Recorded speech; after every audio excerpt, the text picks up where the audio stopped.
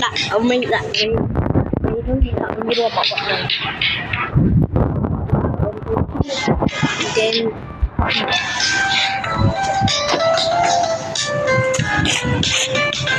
Dune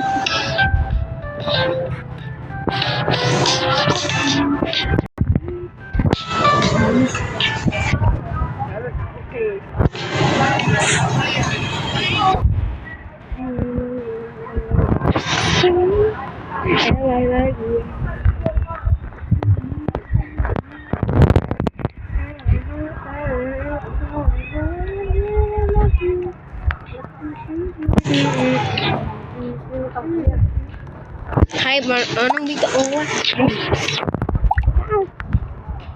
chụp lâm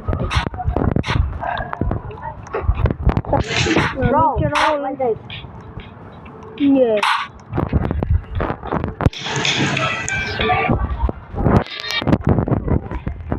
wow bảnh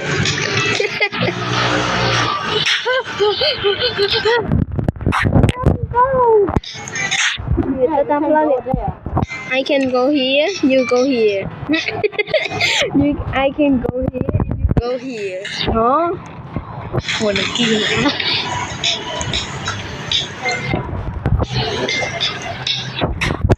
Bitamon. Thế đây là một địa đấy. Mình thằng lẹo mình. Phải nó đi lên nó đo lơ. Bà lớn. Trong ví.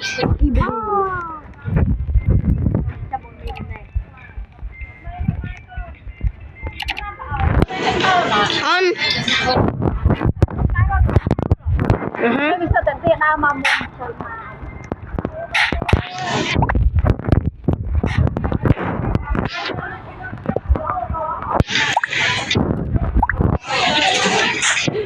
Sao bán?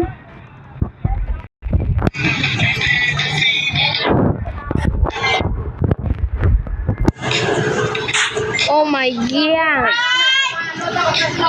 Lên sờ bay. Thật không? Lên sờ bay. Mít thơ phộng lại nhiệt cay. Mít thơ phộng cay thì sẽมีปลา avatar เนี่ยมีขยับมีโลนใช่ไหมมีโลนด้วยมี Oh. Hello, where are you? I see you. I'm go first. Okay, don't throw me, please. No, you. Wait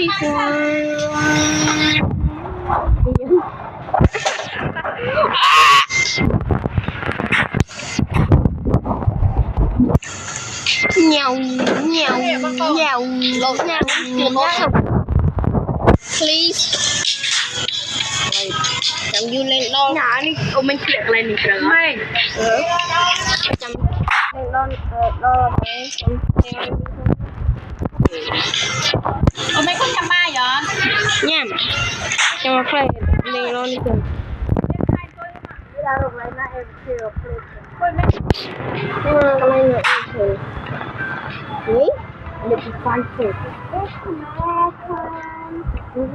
làm ra em kêu được đang anh định có vậy đó thôi là ba chạm màu của tụi con đã lúc lên nhanh nhanh á lên nhanh okay play for me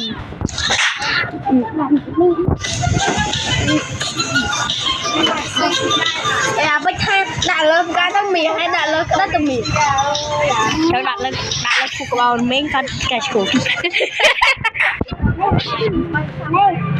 nè anh về đã lên phút cái củ mình cắt cái gì củ chăm lên đi kia bạn okay trao mà làm nghe ai cắt ở trong thôi ơi no way em làm cái xong ăn ha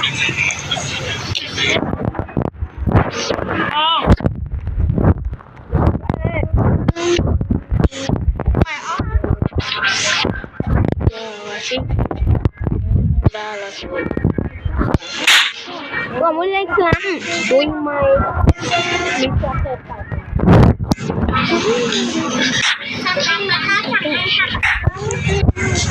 Đồ chút phai chút phai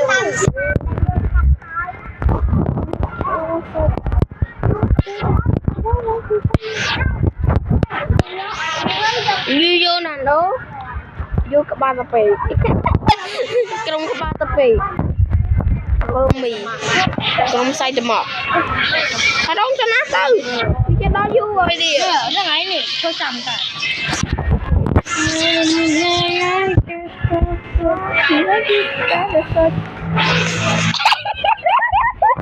oh my god đây là cái thay mi đó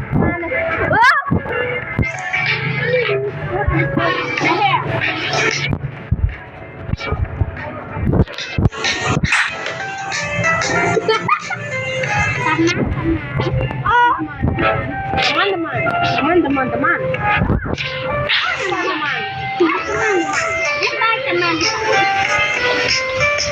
saya teman-teman biasa menikura